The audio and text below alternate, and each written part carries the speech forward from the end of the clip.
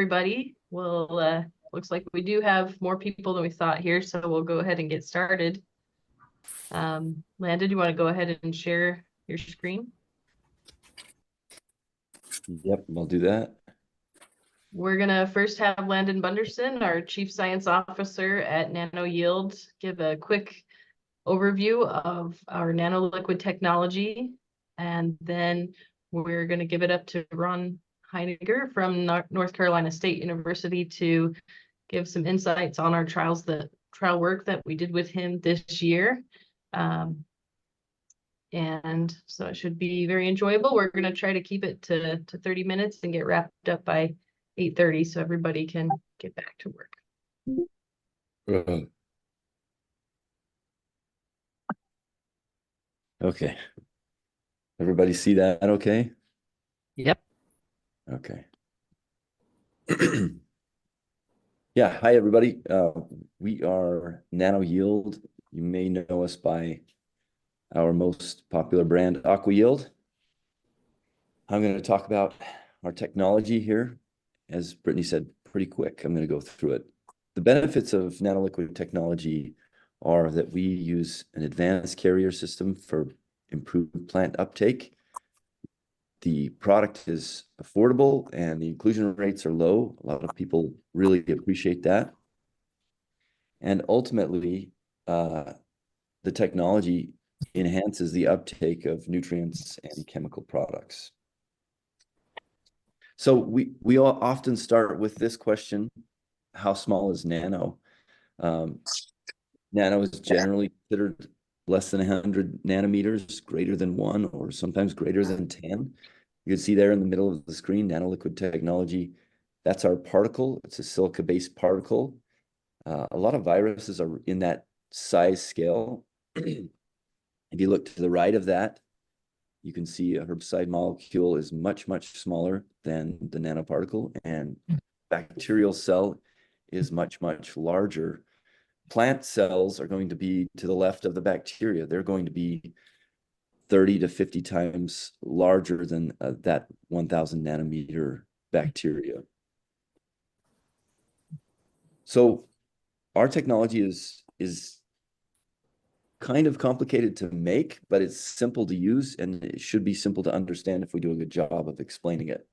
We start with porous silica nanoparticles.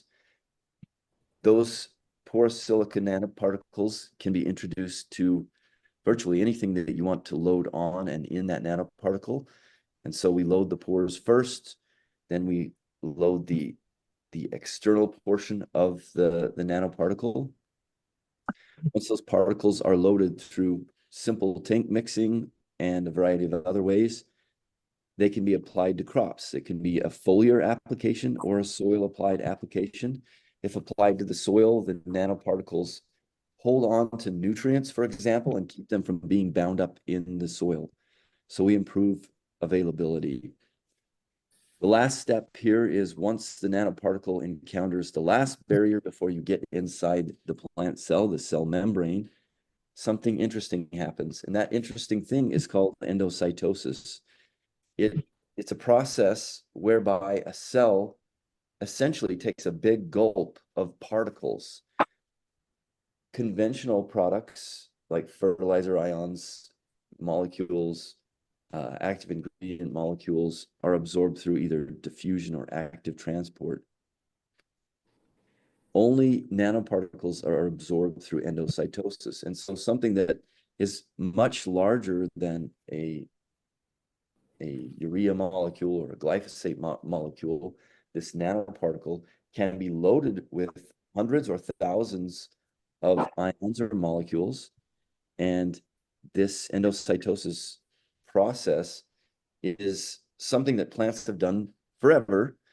They absorb things that are particulate in nature and they quarantine them in this vesicle. There are a variety of processes that happen, but eventually, once this vesicle has been absorbed into the plant cell, it releases the material that is in it. And so we utilize this mechanism to get things into the plant with high speed and high efficiency.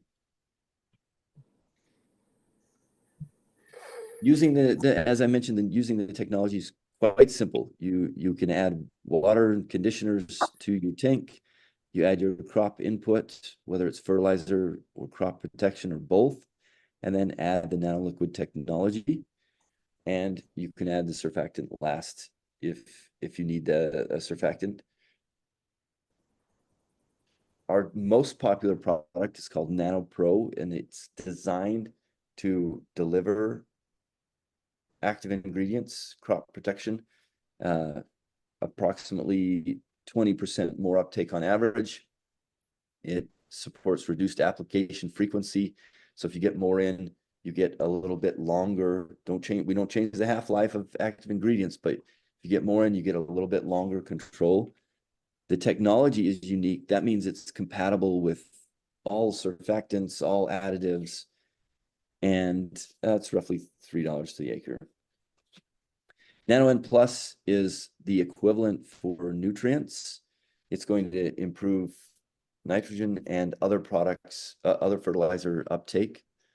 And again, this is a unique carrier technology that delivers things into the crop with high efficiency. And so you can take a really great fertilizer and make it better. You can take, by the same token, you can take a very cheap and inefficient and poor fertilizer and make that a lot better. It will pair with either one. It makes great things even better. It makes good things great. And we expect at least a 3-to-1 ROI. We have many instances where the ROI is much higher than 3-to-1. And I'm not going to dwell on that thanks to our very short schedule. So I'm going to turn the time over to Dr. Heiniger now, and he's going to talk about some trials that were conducted in his region. If you don't know Dr. Heiniger, he's a professor at NC State, and he has some cool stuff to share. So I'm turning it over to him. All right. Can everybody hear me? I think everyone's muted, but I assume. Okay. So I Yeah, can see good. it. Well, if you can hear me, I'm good then. Yep. And you can see my screen, right? Right. Oh, good deal. All right. Yeah. Well, it's good to join you here on this webinar, and it's nice to talk about something that's very unique. You know, I've tested a lot of materials over my time here at NC State, everything from humic acids to charged molecules to growth regulators, and this is certainly a unique product that is being used here to try to improve nutrient, fertilizer, herbicide uptake. So let me jump right into I want to talk a little bit about where I find this really exciting. So hang with me. We're going to get to data here. You know, one of the things I preach to all my growers, and this is true about all crops, is you want that crop to enter a positive feedback loop. And what that means is the moment the little root comes out of that seed, you want it to see a nutrient so that those cells divide. It increases root mass and it improves plant growth. And you get what you see here in this photo, the difference between plots there that are very tall and green and plots there where the corn is yellow and short. Now this corn had the same nutrients, it's the same variety, had the same amount of nutrients, planted on the same day at the same seeding rate. Everything's the same except for, well, there's one thing different. The way I put the nutrients out here. One, I broadcast it, and the other one, I banded it beside the root. And it enters that positive feedback loop when I do that. And you can see the tremendous difference in growth that we get here. So how do we get a positive feedback loop started? Well, there's several techniques to do that. One of them, of course, is the environment in which we plant the crop. It has to be warm enough for that little root to grow proficiently. And of course, the soils have to be moist but not saturated. So these are some of the rules that I talk about in corn production. They're similar in other crops as well. Soybeans can handle a few less growing degree days, actually, but the moisture requirements are similar. There's other ways if we don't have the right environment. You know, that's the problem with most of our guys when they're planting corn or soybeans or even other crops is typically we don't have that ideal environment. If you're north of South Dakota, you don't plant in 50, 60 growing degree units. That's basically 60-degree average temperatures. You don't see that at planting. So you have to use other techniques to help this positive feedback loop get going. So nutrients is important. As you can see on this slide, I talk about phosphorus. Now I use an index here that basically says we need 100 parts per million, 80, 100 parts per million of phosphorus here in the soil. We need a concentration of nutrients. We need micronutrients because they're essential to root growth. Certainly boron promotes root tip cell division. Zinc is important in promoting phosphorus utilization in the plant. And then nitrogen. That's, of course, that picture you're seeing there. The difference is nitrogen, isn't it? And the issue here is we need concentrated amount of nitrogen. Now, I talk a lot about we need a third of our nitrogen up front. Well, those plants haven't used a third of the nitrogen, but that's how much we have to put in order to concentrate enough to get into the root quickly enough to start that positive feedback loop. So these are some of the things that I promote as trying to get it off to a right start or get that feedback loop going. So I want to take a look at how those work and then compare this new technology in this. So here's planting opportunities. Now this is North Carolina in 2023. I've got on the upper graph the average growing degree units occurring over 4 to 5 days, and each point represents a calculation of how many growing degree units were achieved if we had planted on that day. The red line is 50. That's my ideal. So any point above that red line is the ideal day to plant corn. The lower graph shows how much rainfall we were receiving, so you get an idea of when good planting opportunities occurred. And so I show a little bit of information from North Carolina. The planting dates for the 99% of our yield contest entries occurred in those two periods. No big surprise here. Of course, who get high yields know you get it off to the right start. And then I've got a few examples of locations where we see that. I want to look at a couple here as we move into this and also talk about the dates. You may notice that particularly in April, we're looking at those dates. Those good planting opportunities started about the 12th of April and ended about the 20th.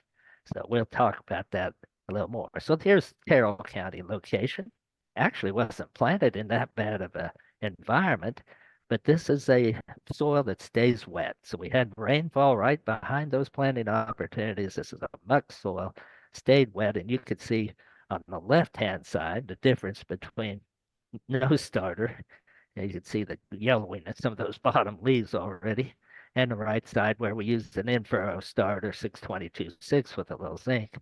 Very big differences. Well, differences certainly in leaf growth and plant health as we look at those two treatments.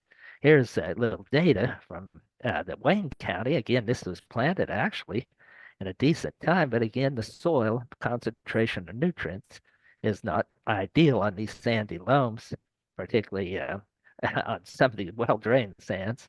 And so as you see here, where I use some banded for 20 gallons the acre, that's a lot of fertilizer to band beside the road. That's a $70, $80 treatment right there. And then I also show that in-furrow in the case of the Norfolk sandy loam here. I want you to get an idea of what happens when you get a positive feedback loop going and how much impact it can make on yield. Look at that difference on that Norfolk sandy loam, 134 to 185 bushels. That's a tremendous difference. And so it shouldn't surprise you that even though I'm using a $70, $80 treatment, why I'm making money doing that because I can get those kind of yield responses from that positive feedback loop. Now, of course, the issue is that doesn't always occur, such that I can use these high levels of fertilizer and not get that response. In other words, if my planting conditions are ideal, my fertility is pretty good. Oftentimes, I'm using fertilizer, spending a lot of money, and not getting any result.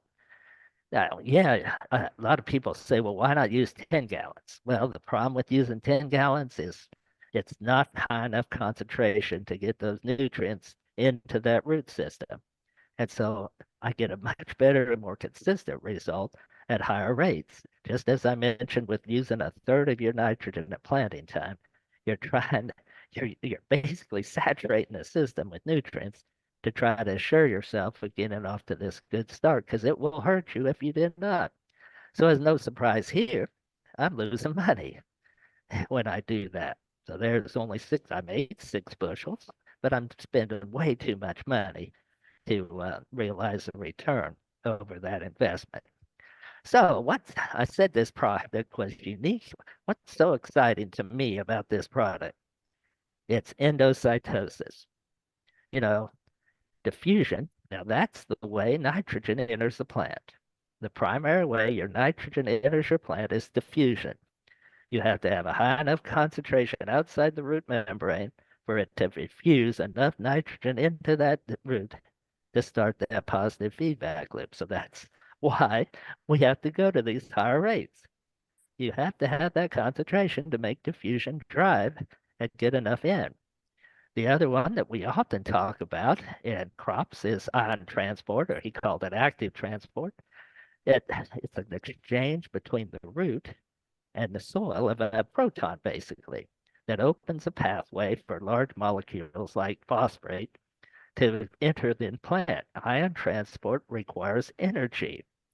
And this is why these ideal growing conditions are so important, and why phosphorus becomes such an issue is that we need active growth, active energy, so that that plant can extrude protons and bring phosphorus across.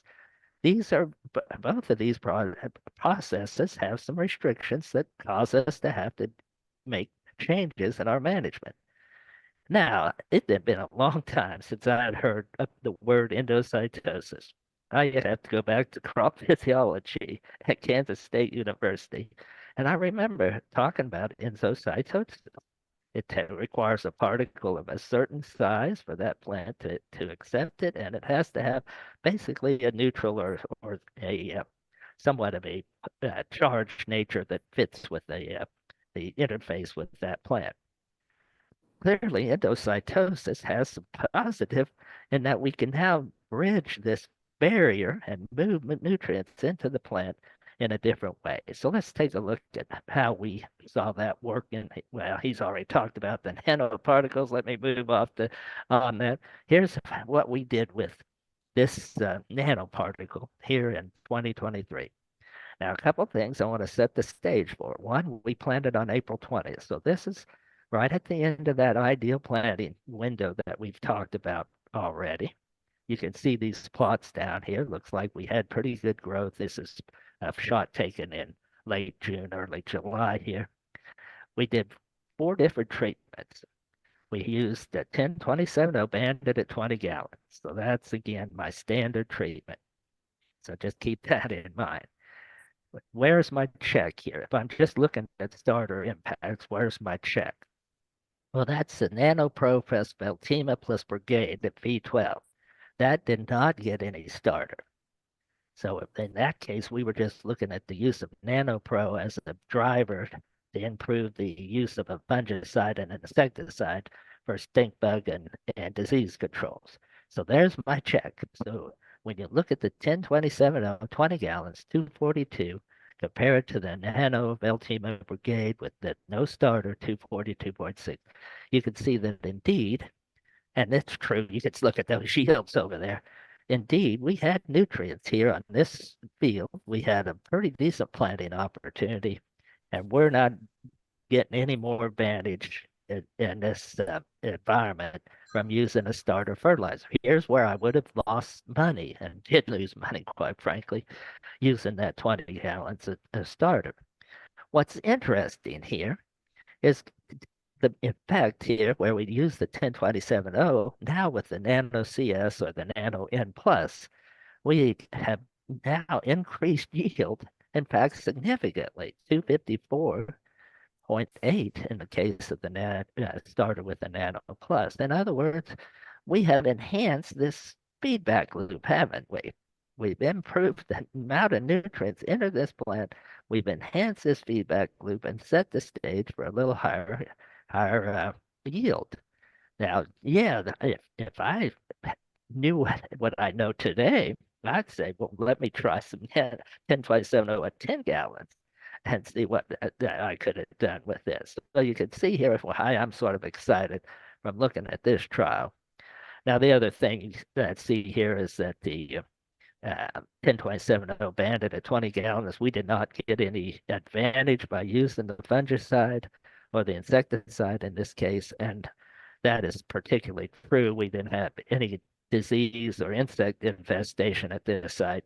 So there's nothing I may have got a better utilization of my fungicide and insecticide, but there was no way at this site to really compare whether that would have made a difference in the case of disease or insect control.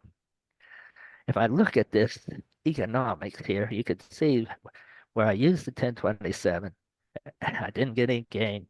I wasted $69.57 on that treatment. Now, we did use 20 gallons, but if I had used 10, I could have come out ahead at $22.21. You see the advantage that I see here in using endocytosis. We're improving our pathway into the plant, being able to stabilize the system where we can now use smaller amounts of nutrient, not all this large concentration that we've been having to work with.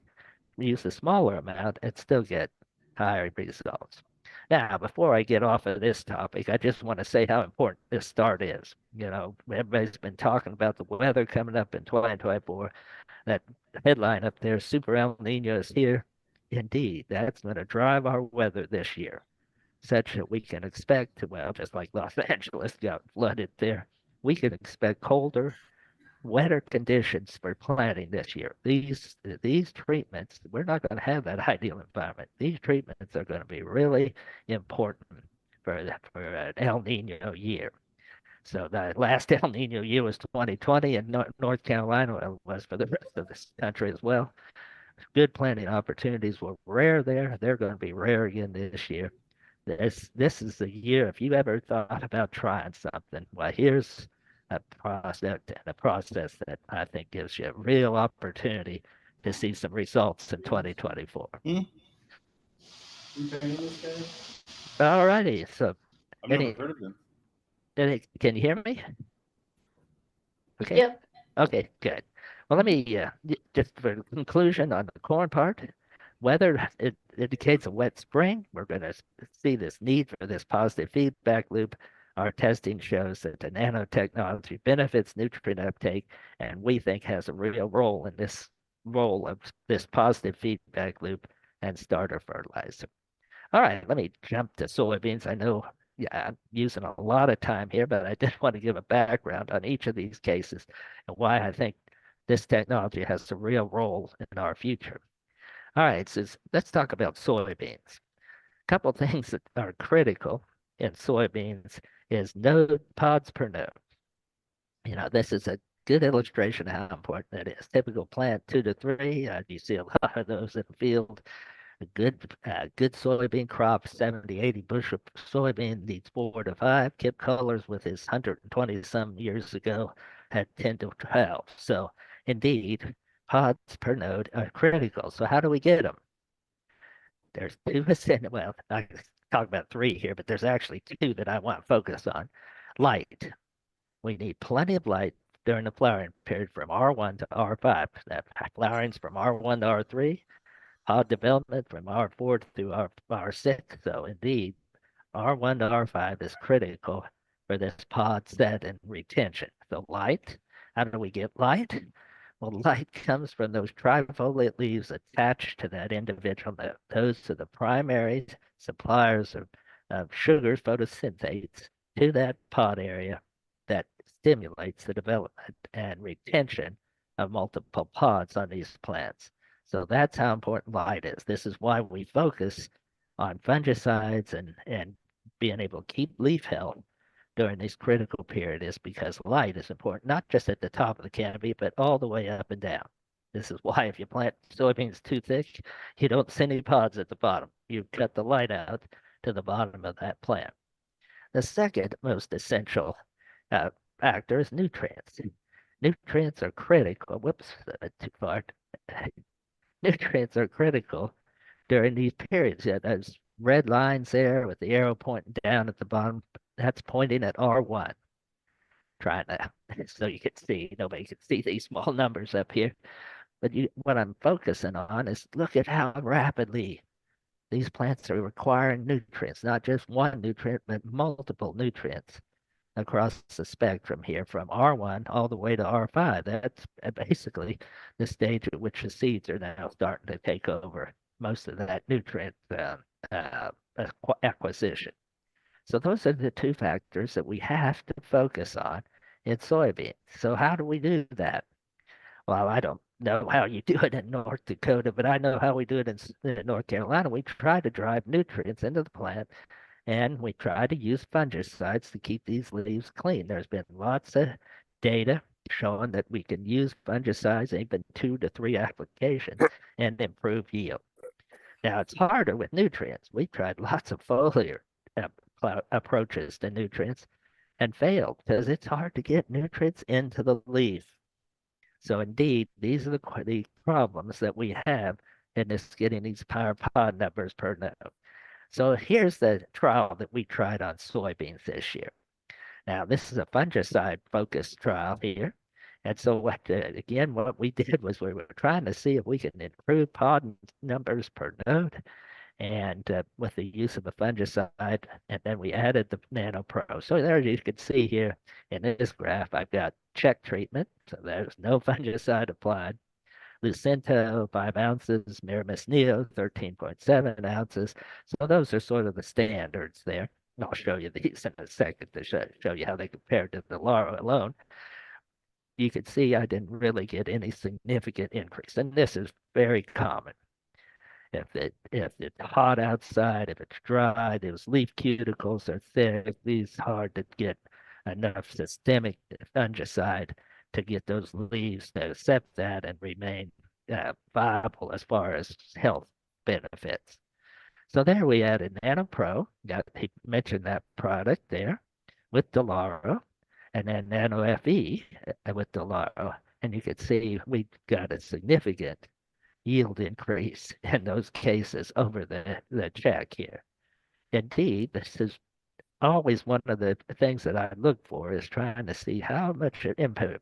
Because every year you got all kinds of seasons. So yes, this field didn't have as you can see by check versus Lucento, we didn't have a terrible heavy infestation of frog eye leaf spot here.